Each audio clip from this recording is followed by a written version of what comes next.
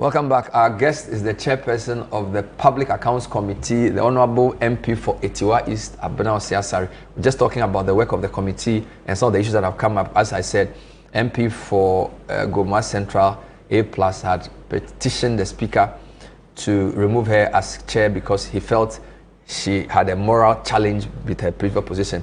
The MP for Mpraeso, David Sopoku, strongly rebutted those claims and says our standing orders don't disqualify her, and I think she's explained that here as well. Now, I just wanted to show some highlights. Samuel George versus Abena Osei-Asare, part 1. Mr. Chairman, the answer is very simple in one word: the mismanagement of the economy by the Akufo-Addo administration. Because a lot of the increases, Ghana Post pays a lot of airlines for the transporting of the parcels that we send to Europe and the United States, and we pay that in dollars. So when you saw the mismanagement when Ken Ofori-Atta, Abena, and co were at the finance ministry, and Dr. Baumia in charge of the economic management team, you then saw that... Respectfully, Minister, stop it right there. Just go straight to your question and answer, and don't be name calling. You understand? Minister, please answer the question. Oh, when this was there, Oh, Minister, I don't think that is how we should be here. You are here. You have been here before.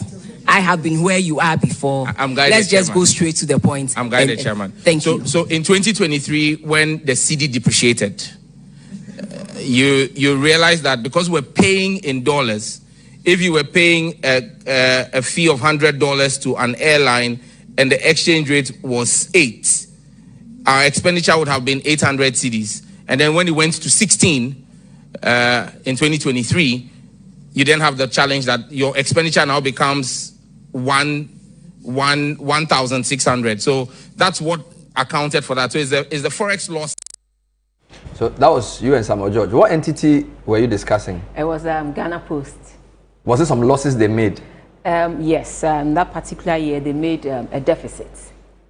And I was telling him that it's not just about what he's explaining. Usually they hide behind some of these things. But when you break down, you ask them for a line-by-line item of their administrative expenditure. That is where you see so many things. So it was a question you had asked? Yes. And in the answer, he decided to add your name and that of your former boss. You know, Sam George is a very mischievous person.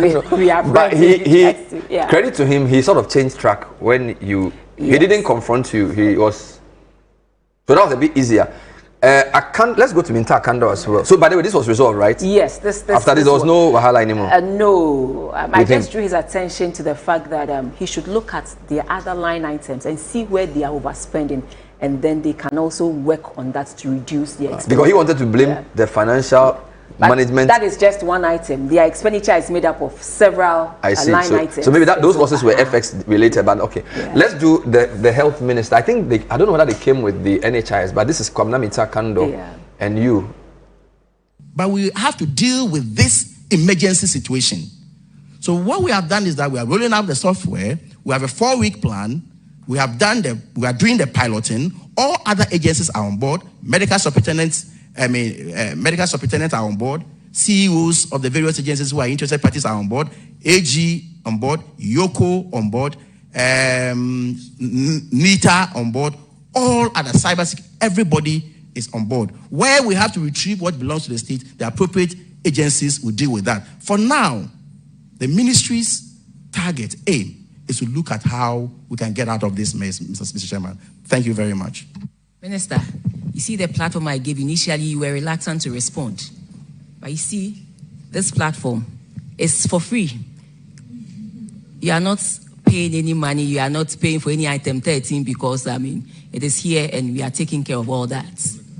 Yes. You know you are Abena and I'm Kwabena.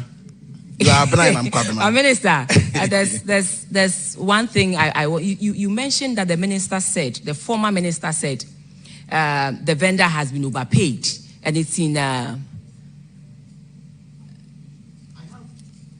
have a write-up. We will ask for you to provide, but it's just a word of caution. That, as you said, you needed to get a vendor to bring about solutions to the issues you were facing. Please take note that is today, it's immediate, you needed to do something. When COVID came in 2020, we needed to do something quickly. At that time, everybody saw the urgency, the need to sort of cut short some steps and then get to solutions. Today, it may be the same thing, but I'm only urging you to be very cautious, because today we understand, we are in it. We need that data, because what is the use if you can't have your previous history when a doctor needs to take care of you? But tomorrow, after the problem or the solution has been found, nobody will remember that it was urgent, and so you needed. So what was going on there? It had to do with the software that they needed to retrieve patients' data. The minister said patients were suffering, they go to the hospitals, they don't have access to their data because the previous vendor, they were having issues with the previous vendor, and so they've had to cancel the contract with the previous vendor. And quickly they have taken steps to get a new vendor to fill in that gap and help them retrieve patients' history. So this is the LHIMS? Yes. Lightwave Health Information yes. Management System. Yes, and so they've gone ahead to procure a new one. So I was just cautioning him, because we've seen it before. During COVID, we had to cut down a lot of processes to help us speed up the provision of essential drugs, equipment, and other equally important things. Right after that, there's a report on the COVID-19 issues, and several infractions were cited for bypassing processes. In the name of speed? In the name of speed, in the name of saving lives. And so I was just cautioning him that whatever it is that he's doing, he should take the necessary steps to cover up and to make sure everything goes according to the procurement law or what the law is, so that tomorrow, when we are all happy and fine and we don't see this as an urgent need again, nobody will come back and tell him that you did not follow due process, and so you should be prosecuted for one thing. So this ended on a good note. Yes, this was just a word of advice to him. The other one looks like Rumble in the Jungle. This was DVLA versus Abena Osei-Asare. This one didn't look like it ended well, and I suspect you're even upset. Maybe you should show it to us. Here is the details that is going to go on there, because they are people's personalities. So what kind of details are you going to put on the number plate? You said it's going to come with a lot of security details. Yes. And I'm asking that a number plate, let's say Rankin's number plate, you're saying that it will be equipped with security features such that if the police should scan, they'll know that truly it belongs to Rankin. Yeah. So what, because in putting out somebody's security out there, a bad person can also get hold of that. So that is why I'm asking, what kind of information are you going to put? Thank you. Yeah. Thank you, Chair. We have data protection law, so we'll be compliant with that law. Currently, what we have is just going to be the same form, but now in a digitalized form, not going to be the paper form anymore. So we are not going to move away from the information. And it's not going to have the user's surname on the. It depends on the number plates. It depends on what the law says. We'll go by. You don't tell me depends on what the law says. You are doing it, so you should be able to tell us that the law says ABC. I'm asking you a specific question: is it going to have the user's surname on the number plates? We don't put names on number plates. I asked a specific question. You said no. We are not going to put. Yes. I was wondering why that question. Sorry, but we don't put names on number plates. That's why. You were wondering why that question? Because we don't put names on number plates. What are you telling me? People pay to have their names on number plates, and you sit here as a DVLA boss. You tell me you don't put numbers on number plates. Haven't you seen specialized numbers with people's surnames and personalized names on number plates? For yes or no, please. Yes. So why are you telling me you don't put names on number plates? So I can explain that. Not that you can explain that. You don't expect me to ask you that question. That is what you said. You don't expect me to ask you that question because people do not put their number plates, their names on their number plates. That is a blatant lie. You have people who pay for specialized number plates and they have their sense. I'm asking you, you just mentioned that there are going to be security features. And I'm asking, is that going to include people's names on that plate? And I said, you don't expect me to ask you that question. Are you not the DVLA boss?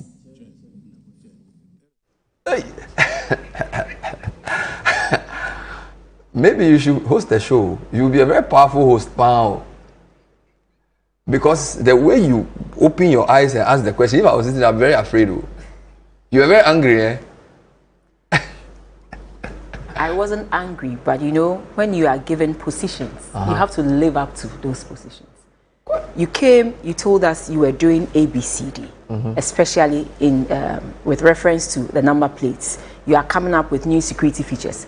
So then we want to, because when we sit there, it is not for Abena's, purview that we sit there, or not for rankings only, but for the people of Ghana. They've heard a lot about the kind of innovations that DVLA is bringing, the new CEO is bringing to bear in that office. And so we give you that opportunity to tell Ghanaians what is it that you want to do.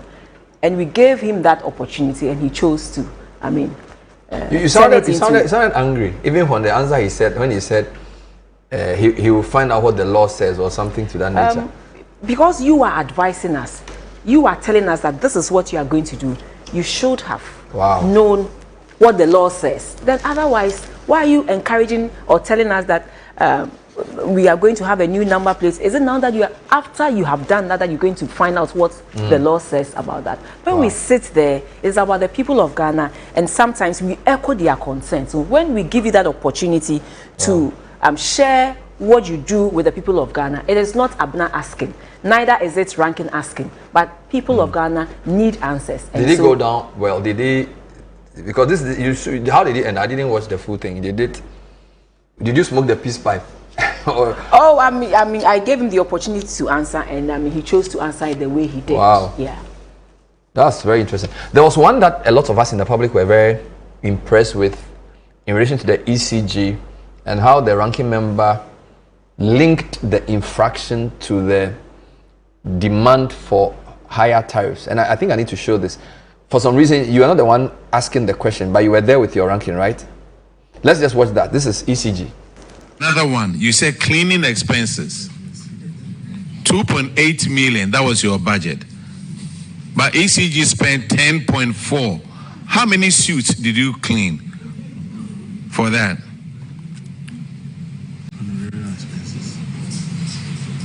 Now, honorarium expenses, 3.8, but you spent 4.6. Hotel expenses, 9.3 million was your budget, but you spent 12.2. Staff fuel.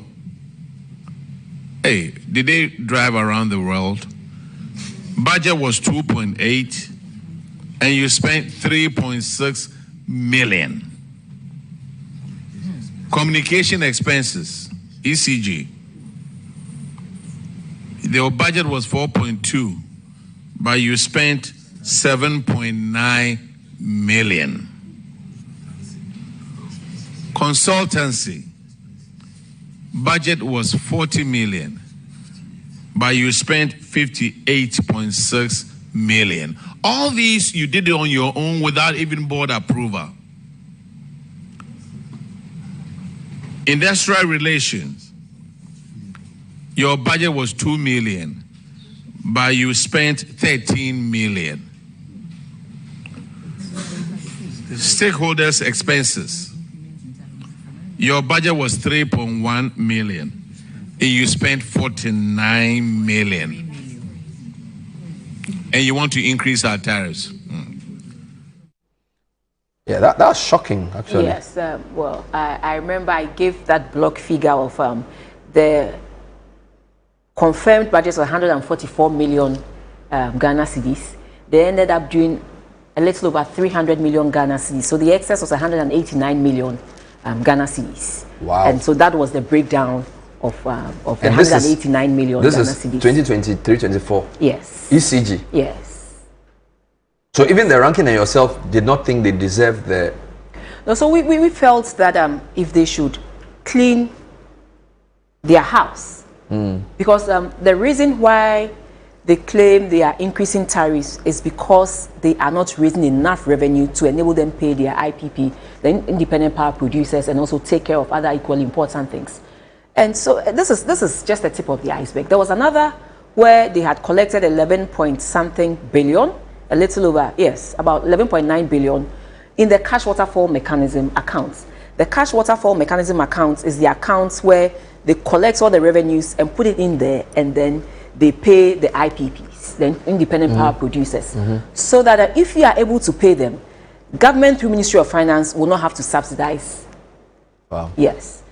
And so all these, I mean, they are huge. So did you recommend for something beyond saying you didn't think the tariff increase was? Because that's not even a platform for tariff. There was one procurement infraction. And our committee has put measures in place such that if it's a procurement infraction, we will refer you straight away to the Attorney General. There was one procurement infraction of about 75 million Ghana cedis, where they went ahead without going through the procurement process to award and pay a contract to that tune.